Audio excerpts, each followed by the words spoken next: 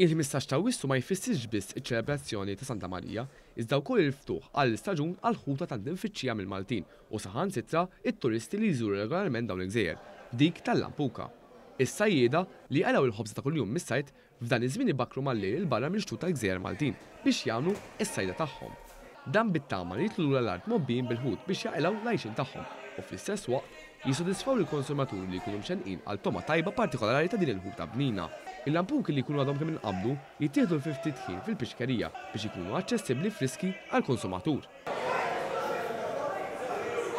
L-istaġun tal-lampuki qiegħed magħna.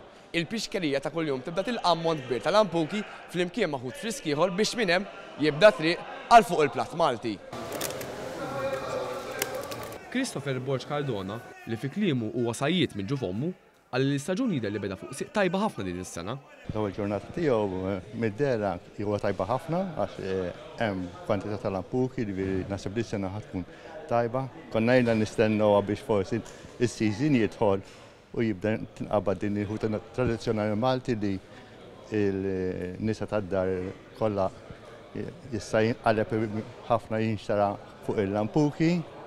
Le, tidher li ħadd tkun tajba dis-sena. Fil-pixkerija mbagħad il-ħut jgħaddi mingħand is-sajjied għand il-bitkala biex ġan ibih ix-xogħol permezz tal-kant lil bejja ta' triq jew lis-sidin tal-ħwienet tal-ħut.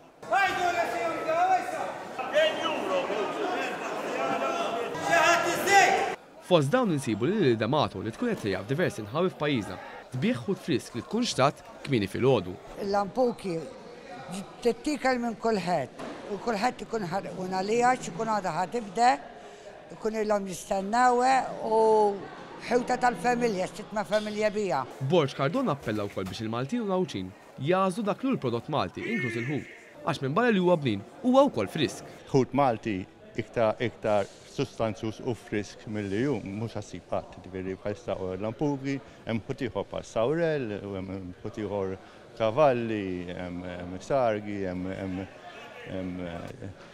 il-bażuk, dak kollu ħut frisk lokali li żgur li l-ebda ħuta ta' barra ma tista' tikkompeti magħha. U jien ngħid ġifieri l-aqwa sustanza li jista' jkollok huwa l-ħut Malti. Sakemm għamilna fil-pixkerija, fis-sigħat bikrin tal-erba', sajna nosservaw kif is-sajjieda u l-bitkala jaraw li l-bija tagħhom tinxasa qabel is-seb, kif fil-fatt seħħ. Is-sena l-oħra l-pixkerija reġistrat beħ totali ta' 731 tunnellata ta' ħut li jfisser qabża ta' 71% fuq is-sena preċedenti.